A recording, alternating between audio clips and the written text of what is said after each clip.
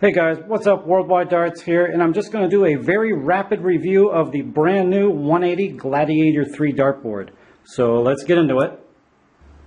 Now, just to clear up any confusion before I begin the review, I want everyone to know that the 180 Gladiator 3 comes with a silver number ring. Now, I use this old number ring here. It has white lettering. I took a marker and colored in black in between the numbers. That's just a personal preference there. That's what I prefer to look at. Not a big deal, but just to let you guys know, it does come with a silver number ring. These boards are going to be available for purchase in the UK probably in the next week or two. So they're going to be released, so you'll be able to buy them at Perfect Darts, Darts Corner, A180, or at any of your other favorite European dart shops. Now, for the United States guys, rumor has it, like I said before in another video, rumor has it that there's a popular American dart shop that is working right now to carry the 180 products. So hopefully they're going to get these dartboards in. I can't promise anything, but I'd love to see them come in because being in America, I mean, mostly we can only choose from what? Winma, Unicorn. We might be able to get a Bulls dartboard, but this just adds some variety. And from what I see of it so far, this is the nicest dartboard I've seen. So let's get some close-up shots. So like I said in the unboxing video, I've owned a lot of dartboards in my time, and I gave this thing the once over, and I've never seen a more perfectly built, put together dartboard in my life. There is absolutely no defects on this thing, which usually, you get a dartboard and maybe the bullseye will be like a little off center, or you'll get a wire that's bent or has a split in it.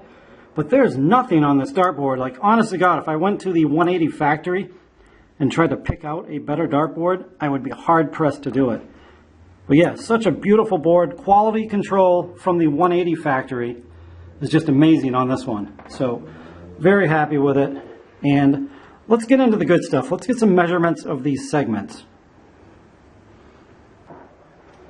All right, here's the big one, guys. I guess pretty much everybody wants to know how big the segments are. So set of digital calipers. I'm going to start with the original treble 20 and go around the board from there. 9.22. 9.33, 9.25, 9.14, 9.18. These segments aren't as big as I originally thought they might be. 9.21, 9.28, 9.22, so they're all pretty uniform.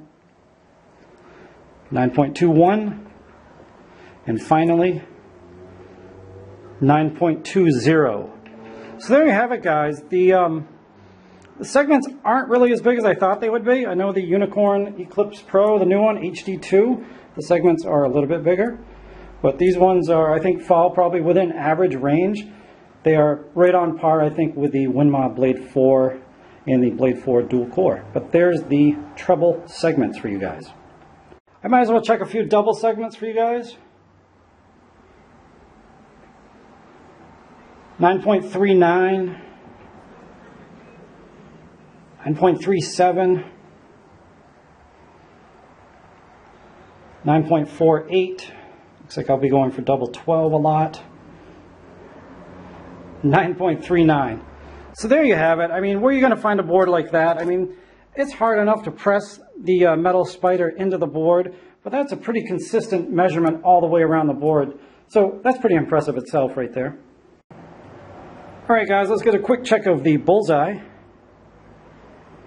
or double bullseye for the Americans. 12.49 millimeters, and a check of the 25 segment.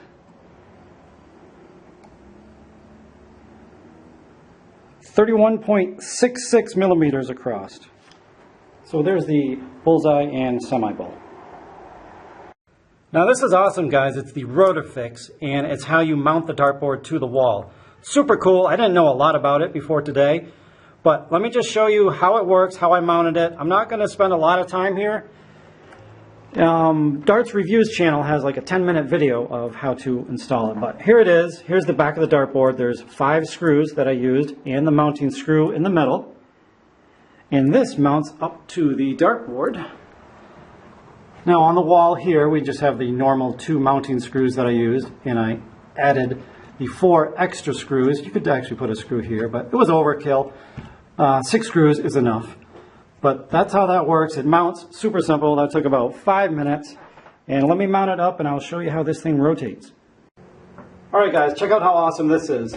Let's say you have the dartboard hung up, it's brand new, you've been using it for 2, 3, 4, 5 days, and it's time to rotate it. So what you do is just give it a spin, and it turns, well, there's a little pressure to it. And look at that, clicks right into place, so that's perfectly even, no hassle, no fuss. Turn it, snaps right into place, and you just rotate your number ring. That's awesome, look at that. Totally snaps into place, then you just rotate your number ring. But that's it, super simple. Alright guys, I just discovered this board's best feature, in my opinion, is the quietness of it. I just probably had about 12 darts at it. Cannot believe it is virtually silent. Let me throw a couple here.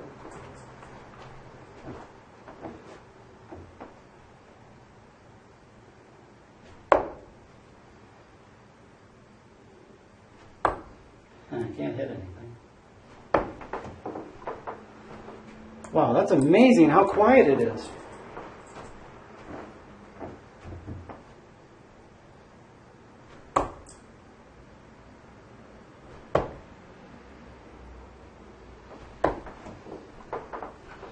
And that has to be a huge feature. If you live in an apartment or a duplex and quietness is a huge factor, this is unbelievable. I've never in my life thrown a dartboard this quiet.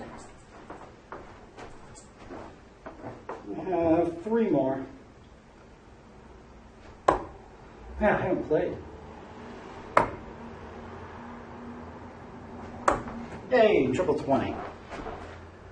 But anyway, guys, I thought looks was the best feature of this thing, but now that I just played on it for approximately 3 minutes, the quietness is a huge, huge factor, virtually silent.